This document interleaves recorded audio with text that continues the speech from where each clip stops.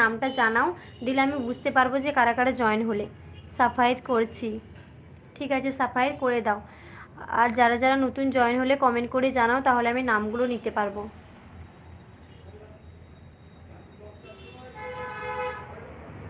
শরীরের খুব অবস্থা খারাপ, একদম মানে গলা ধরে গেছে। এই জন্যই আমি অনেক দিন, মানে বলতে গেলে 1 সপ্তাহের বেশি হয়ে গেল আমি লাইভে আসিনি বলতে গেলে। আর তার মধ্যে হচ্ছে রাসের অনুষ্ঠান, মানে রাস হয়েছিল বলে অনুষ্ঠান, মাইক বাজছিল চারদিক। আর হ্যাঁ, একটা কথা বলি তোমাদের সবাইকে, যারা যারা এখন আছো, যারা এখন আমার লাইফে এখন জয়েন হয়েছো আছো, তারা মোটামুটি প্রত্যেকটা লাইভেই থাকে। আগের লাইভটা জানো তো, আগের লাইভটা আমাকে ডিলিট করতে হয়েছে। এর আগের যে লাইভটায় গল্প করে গেছি সবার সঙ্গে, এতক্ষণ ধরে গল্প করে গেছি, 1.5 ঘন্টা কথা বলেছি, লাইভটা আমাকে ডিলিট করতে হয়েছে। কারণ ওই রাসের মাইক চলছিল, তাই আমার কপিরাইট বলে গেছিলো। কপিরাইটের জন্য আমাকে ডিলিট করতে হয়েছে।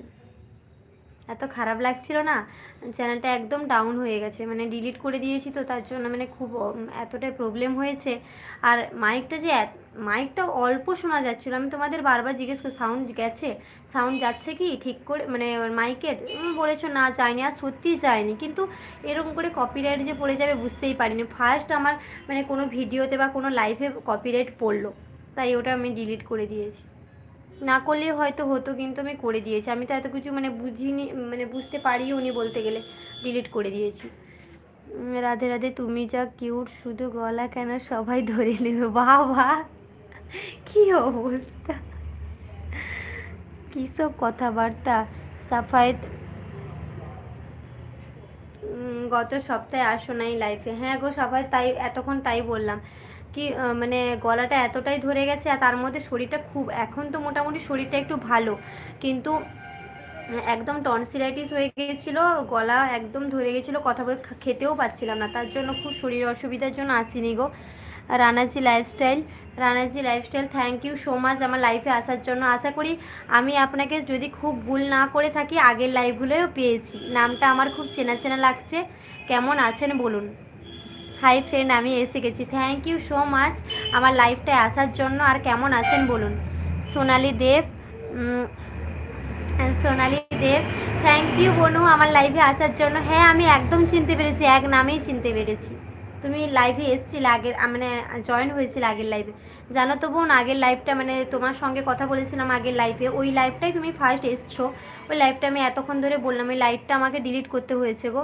ওই মাইক চলছিল, মানে সাউন্ড আসছিল গানের, তার জন্য আমার কপিরাইট পড়ে গেছিলো, ডিলিট করে দিয়েছি। খুব খারাপ লেগেছে আমার, কিছু করার নেই। হ্যালো দিদি ভাই, চিনতে পারলে? হ্যাঁ সোনালি দেব, আমি চিনতে পেরেছি আমি। বলো বোন, কেমন আছো তুমি? সাফায়েত, মেডিসিন খাইতেছো? হ্যাঁ মেডিসিন খেয়েছি, এখন মোটামুটি ভালো আছি, একটু হলেও ভালো আছি, তার জন্য তো লাইভে আসতে পেরেছি। সোনালি দেব বলো কেমন আছো, আর রানাজি বলো কেমন আছো। তাহলে আমার লাইভটাকে একটু বন্ধুদের সঙ্গে শেয়ার করে দাও, তাহলে সবার কাছে পৌঁছে যাবে। আমার তো নোটিফিকেশান যায় না কারোর কাছে এখন, মানে কিছু একটা প্রবলেম হয়েছে, আমি বুঝতে পারছি না, প্রত্যেকটা লাইভেই বলি নোটিফিকেশান যায় না, তাই জন্য যাদের মানে সম্ভব হবে একটু প্লিজ শেয়ার করে দাও। সুব্রত খাটুয়া, কী রান্না হয়েছে? মানে এখনও আমার কিছু রান্না হয়নি, লাইভটা কমপ্লিট করে তারপর করব। তরকারিটা করতে হবে, ভাত আছে, কিছু একটা করে নেব, লাইভটা কমপ্লিট করে তারপর করব, এখনও করিনি।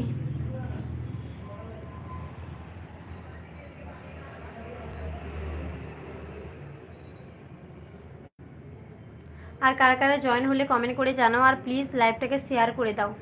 আর যারা যারা লাইভে এখন আছো, মানে গল্প করছো আমার সঙ্গে, তারা লাইক করে দাও, যারা লাইক করোনি লাইক করে দাও লাইভটায়। যাদব বেরা, তোকে একটা কথা বলি শোন, আমার ঠাকুমাকে তোর ঘরে একটা রুম ভাড়া দিয়ে দে।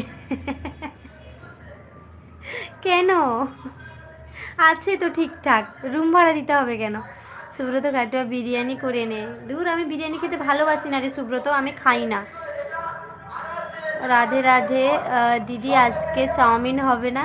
হ্যাঁ ওটাই ভাবছি করব, রাতে না ওইগুলোই খেতে ভালো লাগে আমার।